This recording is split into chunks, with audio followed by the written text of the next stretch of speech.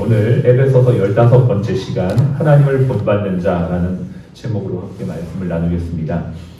이야기를 잘 들어서 인생에 대박난 사람이 있죠. 그 사람 바로 라합입니다.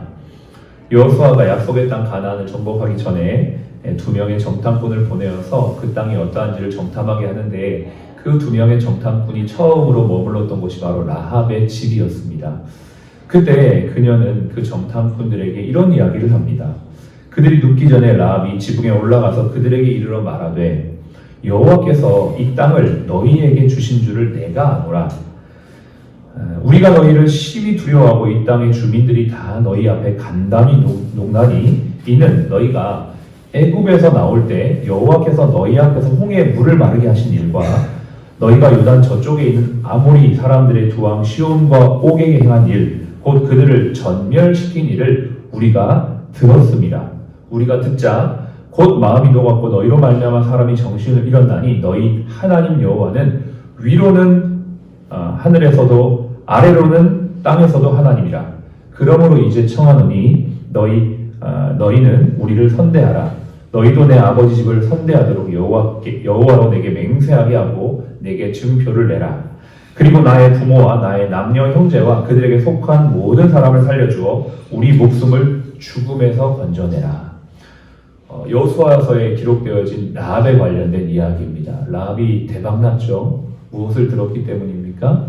창조주 하나님의 이야기를 소문을 통해 들었기 때문입니다. 어떠한 이야기입니까? 하나님께서 이스라엘 백성들을 향해 놀라운 기적을 행하시고 그들을 애굽에서부터 탈출하게 하시며 놀라운 기적과 역사하심으로 승리하게 하신 그 놀라운 40년의 이야기를 지금 라합이 다 듣고 지금 이렇게 정탐꾼들에게 고백하는 겁니다. 그 이야기를 듣고 자기도 어떻게 됐다는 거예요? 나 하나님 믿는다. 나 하나님이 천지의 하나님이고 전능의 하나님이고 구원의 하나님이라는 걸 믿는다. 이 고백을 지금 라합이 하고 있는 것입니다. 결국 여호수아가 가나안 정복을 하러 왔을 때에 라합과 라합의 온 집은 구원을 받게 됩니다. 더 놀라운 것은 이 라합이 바로 메시아의 조상이 되었다는 놀라운 역사입니다. 성경은 말합니다. 그러므로 믿음은 들음에서 나고 들음은 그리스도의 말씀으로 말미암았다. 우리는 이 아침도 하나님의 말씀을 들음으로 하루를 시작합니다. 이 말씀을 들음으로 우리 안에 무엇이 생깁니까? 믿음이 생깁니다. 또 깨달음이 생깁니다. 또 내가 어떻게 살아야 될지 알게 됩니다. 오늘 우리는 하나님의 말씀을 통해 하나님을 본받는 자가 되어야 된다라고 말씀하고 있습니다. 에베소서 전체를 우리가 쭉 이제 강해를 하면서 거의 끝자락으로 가고 있는데요. 에베소서 초두에 보면 이런 고백이 있었습니다. 그 안에서 너희도 진리의 말씀, 곧 너희의 구원의 복음을 어떻게 해요? 듣고 그 안에서 또한 믿어 성령의 인치심을 받았으니 이는 우리 기업의 보증이 되사 그 얻으신 것을 속량하시고 그 영광을 찬송하게 하려 하십니다. 듣고 믿고 찬송하는 것. 이게 믿음의 프로세스입니다. 어떻게 하면 우리가 하나님께 영광을 돌릴 수 있을까요? 처음은 들음에서 시작합니다. 들음으로 말미암아 믿음이 생기고 믿음으로 말미암아 내가 어떻게 살아야지 하나님께 영광이 되는구나라를 깨닫게 되는 것이죠.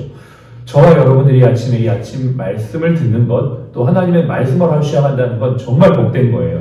계시록 1장 3절에 이 예언의 말씀을 읽는 자와 듣는 자와 그 가운데 기록한 것을 행하는 자가 복이 있다. 여러분 얼마나 복된 것입니까? 저와 여러분은 인생의 가장 큰 복을 받은 자인 줄로 믿습니다. 네. 이 말씀을 읽고 듣고 행할 수 있기 때문에 가장 큰 복이죠. 우리 병원에 있는 모든 분들이 이 예배의 자리에서 말씀을 듣고 말씀을 배우는 자리에서 말씀을 배울 수 있는 기회가 있는데요. 많은 분들이 여기에 동참했으면 좋겠어요. 다음 주 수요일부터 성경 공부를 합니다. 예배와는 또 다른 더 깊은 말씀들을 배우는 시간이에요. 여러분 밀교에서 말씀을 듣고 배울 수 있다는 것 정말 축복이에요. 이러한 축복을 놓치지 마시기 바랍니다. 제가 이 시간을 준비하기 위해서 또 2주 동안 열심히 칼을 갈고 왔습니다. 말씀의 칼을 갈고 왔으니 여러분 이 말씀의 잔치에 빠짐없이 이 은혜를 누리시는 복된 자들 되시기를 바랍니다. 네. 오늘 본문은 하나님께서 우리에게 하나님을 본받는 자가 되라 라고 말씀하십니다. 하나님을 본받는다는 것은 무엇일까요? 그의 말과 행동을 본받는다는 것이에요. 누군가를 본받는다. 이것은 실질적으로 그의 말과 행동을 본받는다는 것을 말하죠. 첫 번째, 하나님은 어떠한 행동을 하셨습니까? 오늘 우리가 읽었던 이 본문에 보면 2절 같이 한번 읽겠습니다. 그리스도께서 너희를 사랑하신 것 같이 너희도 사랑 가운데서 행하라. 그는 우리를 위하여 자신을 버리사 향기로운 제물과 희생제물로 하나님께 드리셨습니다. 하나님께서 우리에게 행하신 행동 첫 번째는 자신을 버리시는 것이에요. 사랑은 무엇인가? 자신을 버리는 거다라고 성경은 말하고 있습니다. 특별히 제물로 자신을 버리셨다, 드리셨다라고 말합니다. 이 제물이란 말은 하나님께서 자신의 모든 삶을 통해 하나님과 깨어진 우리를 이어주는 실제적인 온전한 최종의 제물로 자신을 드렸다라는 것을 말합니다. 그리스도께서 우리를 사랑하셔서 자신을 드린 것처럼 이제 우리도 그분을 닮아 그분의 행동을 따라가는 것인데 그건 바로 남을 위해 희생하는 것을 말하는 것이죠. 여러분, 내 삶을 누군가를 위해 희생한다는 것, 오늘도 우리가 환자를 위해 내 삶을 희생한다는 것, 영혼을 위해 내 삶을 헌신한다는 것, 자녀를 키우기 위해 내 시간과 젊음을 갈아 넣는다는 것, 모든 것이 다 희생입니다. 희생 없는 영광, 희생 없는 열매가 없어요.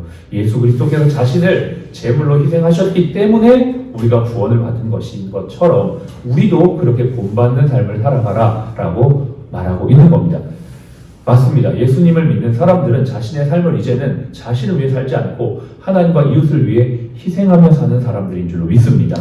오늘 우리는 이 결단을 해야 합니다. 내가 나를 위해 살지 아니하고 바울의 고백처럼 내가 육체 가운데 사는 것은 나를 사랑하사 나를 위해 자기 자신을 희생하신 하나님의 아들 예수 그리스도를 믿는 믿음 안에서 나도 희생하며 살겠다. 이걸 결단하는 게 그리스도인의 삶입니다. 그리스도인은 누군가 희생하지 않는 그 자리에 희생하는 사람들이에요.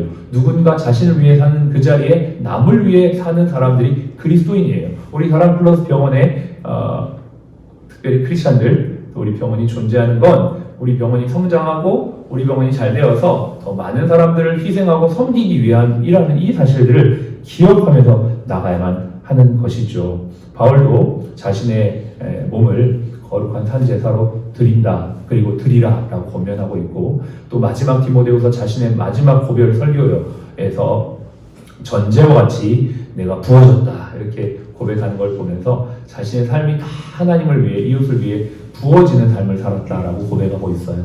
저와 여러분들이 마지막 인생을 눈 감을 때 내 인생 나 이거 좀 남겨놨는데 나 조금 이거 남았는데 이렇게 고백하지 않고 다 부었다, 다 희생했다, 하나님과 이웃을 위해 다 헌신했다라고 그렇게 고백할 수 있는 저와 여러분들이 있었으면 참 좋겠습니다. 오늘 나는 내 이웃을 위해 무엇을 희생할 것인가, 나는 무엇을 헌신할 것인가 한번 생각해 보십시오. 저는 저의 시간과 물질을 갈아 넣어서 더 많은 영혼들을 잘 섬기기 위해 말씀의 자리에 저를 희생했었습니다. 그 시간을 통해 더 많은 영혼들을 바른 길로 인도하기로 결단했습니다. 여러분이 하나님 앞에 희생하고 헌신할 것은 무엇인가요? 한번 생각해 보면서 우리가 이 한 주를 또 남은 주를 살았으면 좋겠습니다. 두 번째, 그분을 닮는다는 건 그분의 말을 닮는 것이에요. 우리가 지난주에도 말씀을 나눴지만 진실로 항상 그분은 진실의 말씀, 정직한 말씀을 하십니다. 민수기 23장 19절에 하나님은 사람이 아니시니 거짓말을 하지 아니하시고 인생이 아니시니 후회가 없으시도다. 어찌 그 말씀하신 말을 행하지 않으시며 하신 말씀을 실행하지 않으시냐. 하나님은 진실한 분이세요. 한 번도 어기거나 약속을 저버린 분이 아니라는 것입니다. 이 진실의 하나님을 닮아라 라고 우리에게 두 번째 권면하고 있는 것이죠. 에베소서는 유독 말에 대한 얘기가 많아요. 4장 25절부터 5장 6절까지 많은 부분을 할애해서 우리의 언어, 우리의 말이 어떠해야 되는가, 구체적으로 그리스도를 닮아야 된다. 근데 이렇게 하지 말고 이렇게 하지 말고 이렇게 하지 말라, 이렇게 하는 것들이 굉장히 많이 나와요. 3절부터 7절까지 말에 관련된 내용을 생각해보면 우리가 연관되는 사건이 있습니다. 이 3절부터 7절까지는 거의 대부분 다 말에 관련된 거거든요. 근데 6절을 보십시오. 누구든지 헛된 말로 너희를 속이지 못하게 하라. 이로 말미암아 하나님의 진노가 불순종의 아들들에게 임하나니 그러므로 그들과 함께하는 자가 되지 말라. 이렇게 돼 있어요. 여러분, 요 구절을 보면서 우리가 생각나는 사건 하나가 있죠. 바로 가데스 바네아의 사건입니다. 12 정탐꾼이 모세의 명령을 받고 땅을 정탐하러 갔다가 돌아옵니다. 40일 만에 10명이 악평의 말을 쏟아냈죠. 그리고 하나님께서 그들의 말에 대해서 어떻게 반응하시냐면 내 말이 내 귀에 들린 대로 행하겠다 이렇게 말씀하십니다. 엄청 무서운 말이죠. 우리의 말을 누가 듣고 계신다는 것이에요? 하나님이 듣고 계신다는 겁니다. 우리의 말이 정말 예수 그리스도를 본받아야 되는 이유는 우리의 말을 다 하나님께서 듣고 계신다는 거예요. 예수님께서 이렇게 말씀하셨어요. 요한복음 11장 42절에 아버지여 내 말을 들으시는 것을 감사하나이다. 예수님은 하나님께서 자신의 말을 다 듣고 계신다는 걸 알고 계셨어요. 그리고 그 진실한 말로 믿음의 말로 고백하며 기도했던 예수님의 모습 속에서 우리는 하나님과 예수님의 관계를 볼 수가 있는 것이죠. 이와 같이 우리가 하나님이 우리 안에 계시고 우리가 하나님을 믿는다면 우리의 말 모든 것을 하나님은 다 듣고 계신다는 것을 우리가 기억해야만 하는 것입니다. 다윗은 시편 19편 14절에 이렇게 고백합니다. 나의 반석이시오 나의 구속자이신 여호와여 내 입의 말과 내 마음의 묵상이 하나님께 연락되기를 원합니다. 다윗은 한 단계 더 들어갔습니다. 자신의 말뿐만 아니라 겉으로 드러나는 말뿐만 아니라 마음의 생각과 묵상까지도 하나님께 올려지기 원합니다. 자신의 마음을 꿰뚫어 보시는 하나님께서 내 마음의 모든 것이 죄가 없기를 원한다. 그리고 이 마음이 내 말과 일치되기를 원한다. 이렇게 고백하는 더 깊은 단계, 어떻게 보면 우리에게 이 표면적인 말을 넘어서는 어떤 더 본질적인 그 마음에 대한 부분들을 다루고 있는 것들을 봅니다. 하나님을 닮는다는 건 무엇인가? 하나님이 말씀하신 진실한 말, 정직한 말을 하는 것과 동시에 조금 더 깊이 들어가서 다윗의 고백처럼 우리의 마음의 묵상까지 하나님이 연락하실 수 있는 정도로 아름답고 또 순결하도록 정직하고 진실하도록 살아가는 것, 이게 바로 하나님을 닮는 삶입니다. 저와 여러분들이 오늘 이 말씀을 쭉 들으면서 하나님께서 오늘 14절에 그러므로 이르시기를 잠자는 자여 깨어 죽은 자들 가운데 일어나라 그리스도께서 너에게 비추시리라 이 말씀을 하신 것처럼 이 말씀들을 우리에게 쭉 들려주심으로 말미암아 우리의 행동이 어떠해야 되는가, 우리의 말과 더 넘어서 우리의 마음이 어떠해야 되는가, 주님이 우리에게 빛을 비춰주시는 이 시간이 되어진 줄로 믿습니다.